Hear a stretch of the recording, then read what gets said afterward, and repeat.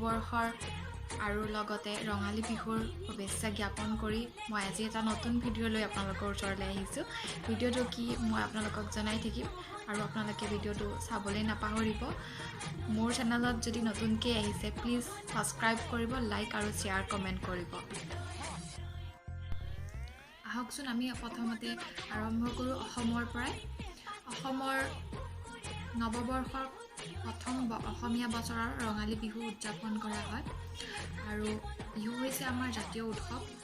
বিহু আমাৰ তিনিটা, ৰঙালী বিহু, ভোগালী বিহু আৰু কঙালী বিহু বা কাতি বিহু।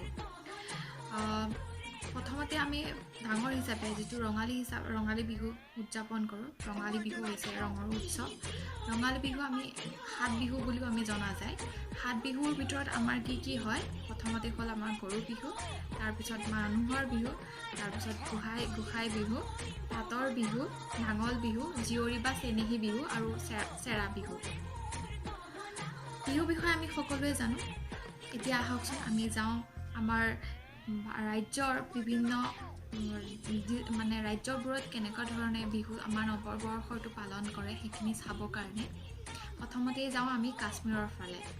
কাশ্মীৰত আমাৰ নৱবৰ্ষটো তেওঁলোকৰ কাশ্মীৰী লোকসকলে নৱবৰ্ষটোক কি বুলি পালন কৰে সেইটো হৈছে নৰভা। সেই তেওঁলোকৰ কাশ্মীৰী যিসকল লোক আছে তেওঁলোকে আমাৰ তেনেকৈ অসমীয়া কেলেণ্ডাৰ আমাৰ বহাগৰ পৰা ষ্টাৰ্ট হয়, ঠিক তেনেদৰে কাশ্মীৰী লোকসকলেও তেওঁলোকৰ কেলেণ্ডাৰ বা তেওঁলোকৰ সেই নৰভা পূজাটো উৎসৱটো আমাৰ বিহু যেনেকৈ পাতে তেওঁলোকেও সেই ঠিক তেনেকৈ পাতে।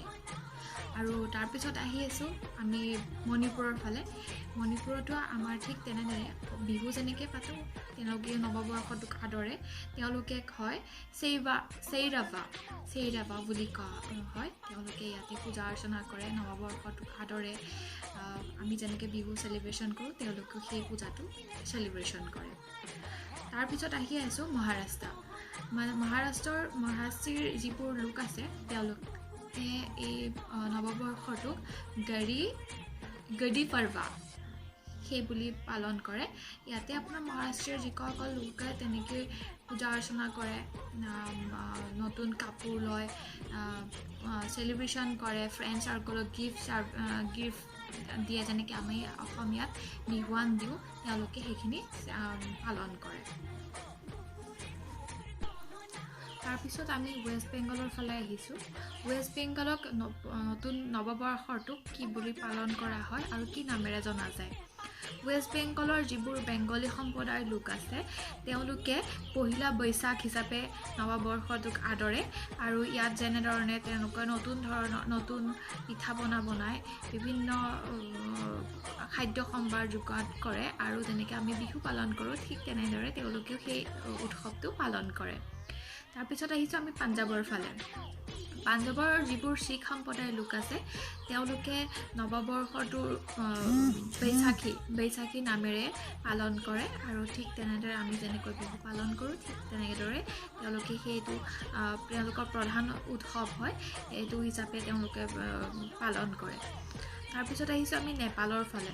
নেপালৰ লোকসকলে এইটো চিটেল বুলি কোৱা হয়, জোৰ চিটেল নামেৰে তেওঁলোকে এই উৎসৱটো পালন কৰে। তাৰপিছত আহি আছোঁ আমি তামিলনাডুৰ ফালে। তামিল যিসকল লোক আছে ঠিক তেওঁলোকে নৱবৰ্ষটো তেওঁলোকৰ নতুন বছৰটো পুথাণ্ডু হিচাপে নামাকৰণ কৰিছে আৰু তেওঁলোকে সেই ঠিক তেনেদৰেই আপোনাৰ চেলিব্ৰেশ্যন কৰে। তাৰপিছত আমি আহি আছোঁ কেৰেলাৰ ফালে। কেৰেলাতো নৱবৰ্ষটো বহুত ধুনীয়াকৈ পালন কৰে আৰু ইয়াতে বিচু নামেৰে জনাজাত। ইয়াত বিচু কানি বুলি কোৱা হয় কেৰেলাৰ লোকসকলে। ইয়াতে আপোনাৰ তেওঁলোকে ইয়াত এটা নিৰ্দিষ্ট শ্ৰীকৃষ্ণক পূজা কৰে। তেওঁলোকৰ এটা প্ৰবাদ আছে, তেওঁলোকে এই দিনটোত শ্ৰীকৃষ্ণক পূজা অৰ্চনা কৰে, বিভিন্ন ধৰণৰ পূজা অনুষ্ঠান পাতে। তাতে আপোনাৰ নতুন বস্ত্ৰ তেওঁলোকে দান কৰে আৰু যিবোৰ দুখীয়া মানুহ আছে সেইবোৰক পইচা আৰু বস্ত্ৰ তেওঁলোকে দান কৰে।